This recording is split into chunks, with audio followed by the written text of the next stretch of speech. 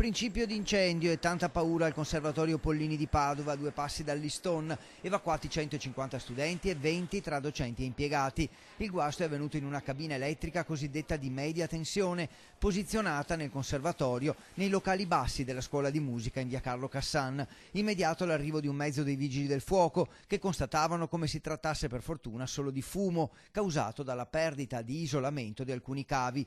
I pompieri decidevano così di circoscrivere la zona interessata, mentre il personale presente nel conservatorio, scattato l'allarme antincendio, era già stato fatto evacuare. La produzione di fumo ha provocato comunque l'attivazione di diversi allarmi antincendio dei palazzi della zona, che sono stati tutti controllati dai vigili del fuoco per escludere qualsiasi altro problema.